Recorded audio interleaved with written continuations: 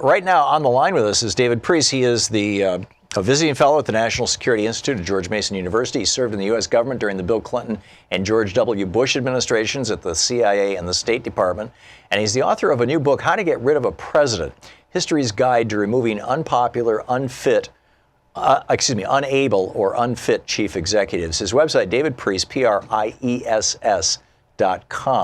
And you can tweet him at David Priess. David, welcome to the program. Good to be here. Good to talk to you, Thom. So what does history tell us about how to get rid of a president? Well, there are a lot of ways. We seem to be focused a lot on the I word. Impeachment is coming up more than anything else, but there are a whole bunch of ways that we have disempowered and removed presidents, or tried to, across more than 200 years of history. And we shouldn't just focus on one channel. It depends on why we think the president should be removed, and it depends on what the political landscape looks like. Well, my recollection is that, outside of assassination, which obviously nobody is recommending, but I think probably more presidents have been removed by assassination than any other means, that Andrew Johnson, they impeached him in the House, but they didn't convict him in the Senate. Bill Clinton, they impeached him in the House, didn't convict him in the Senate. Richard Nixon, they drew up articles of impeachment against him in the House. And in response to that, he resigned rather than go through the impeachment process because the handwriting was on the wall.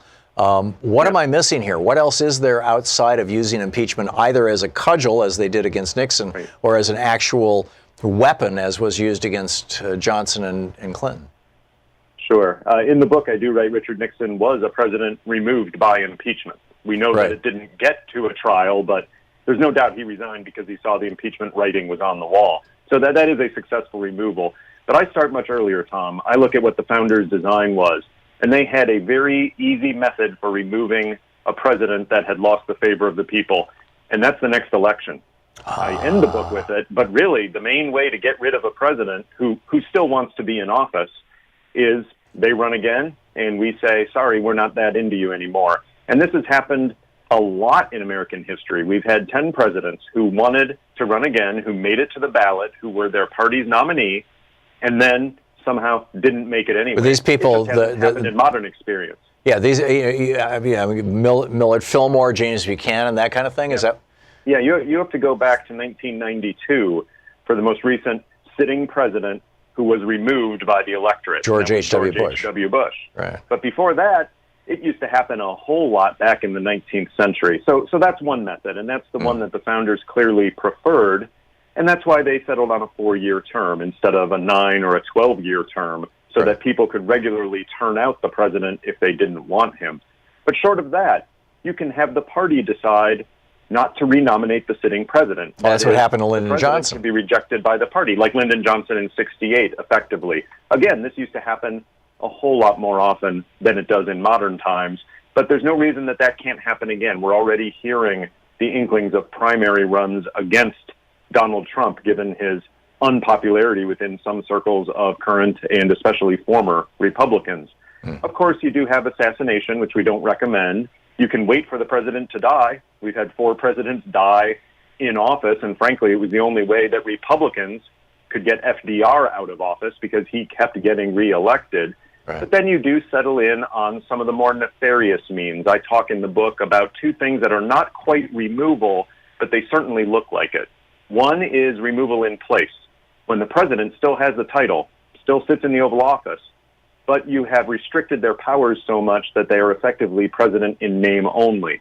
And again, you mentioned Andrew Johnson being impeached but not removed, but the Congress boxed him in so much that he was effectively not a president in the way we tend to think of the modern president. So I know that Congress, cut the size of the Supreme Court from 10 down to, as I recall, 7 or maybe 6.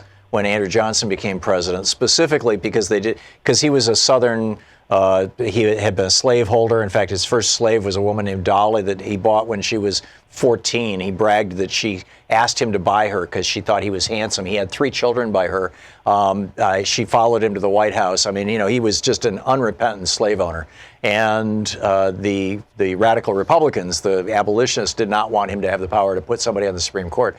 I don't know about any other things that Congress did to box him in. What were they? Yeah, they did one thing which was later ruled unconstitutional, but it worked at the time. They passed something called the Tenure of Office Act, by which the president could not remove his own cabinet secretary. They had to get Senate approval to do it. So he was stuck with Lincoln's cabinet people, Lincoln being a Republican. Right. He was a Democrat. That's right. And he had some people within his administration blocking him. Some of the same things we saw this summer, Tom, going on in the Trump administration with officers within the president's government not executing his orders or taking papers off his desk. These are the kinds of things that Ulysses Grant and Edwin Stanton were doing against President Johnson. He tried to remove Stanton and he couldn't. The Tenure of Office Act said you can't. Again, later ruled unconstitutional, but Congress enforced it, and that was actually the trigger for his impeachment. So there are many things that political opponents can do. So, David Priess, we see right now this op-ed in the Washington Post, I believe it was, that was published, or maybe it was New York, I think it was the Times, actually, published, about a year ago? Maybe a little less. It's hard to tell. Time seems to... It seems like a year ago, but it was just a few months ago. Yeah, the you're anonymous right. one in New York Times? Yeah. It's like, time seems to be totally fluid in Trump world, or Trumpistan, as one of my callers calls it. And in fact, there's a lot of speculation that the guy who wrote that was actually Nick Ayers, Mike Pence's chief of staff, who's retiring and going back to Georgia. But in any case, he came right out and said, we steal papers off his desk so he doesn't see them. I mean, so this is what U.S. Grant was doing. It's the kind of thing Ulysses Grant was doing, and frankly, it's the kind of thing that several of Nixon's advisors were doing, not just during Watergate, but from the beginning. His chief of staff, H.R. Haldeman, was receiving orders from Nixon and not passing them on to the cabinet secretaries because he thought the president really shouldn't be doing this. Now, on the one hand, that's disturbing because that's taking on the presidential prerogatives when you are not the elected official. Right. On the other hand, some of the things Nixon was saying were clearly abhorrent, like, let's bomb Damascus, the capital of Syria, at a time when we were not at war with Syria. Clearly, somebody stepped in and said this is not the right thing to do. So there's a tension there, but it is a way of removing the president in place, that is, not letting them exercise the full powers and duties of the office, even though they're entitled to. Fascinating. And then you said there was one other way of removing that you mentioned. The other nefarious way that I explored is what happens when there's a candidate so eminently qualified, so capable, that the opposition looks at them and says, if they get into office, we're going to have a hard time boxing them in politically. How about we preemptively remove them? Well, that's what Nixon did with Ed Muskie. Use dirty tricks to not let them get into office in the first place. Yep. I look at Henry Clay from the 1800s, one of the best qualified people we've ever had, the best president we've never had, perhaps Hillary Clinton. Yep. In 2016 from Russian information warfare, keeping her out of office, in a sense, removing her before she can even take the office. That's a dirty trick, and it is a gray area between good politics and dirty tricks, but it is effectively a way of removing a president before they ever take the office in the first place. That's absolutely remarkable. David Priess is a visiting fellow at the National Security Institute at George Mason University. Served in the Clinton and Bush administrations at the CIA and State Department. He's got a new book out. It's called How to Get Rid of a President, History's Guide to Removing Unpopular, Unable, or Unfit Chief Executives. His website, David Priess, Priess, and .com, and you can tweet him at David Priess. David, thank you for dropping by today. You bet, Tom. Thanks for having me. My pleasure. Great talking with you. It's very informative.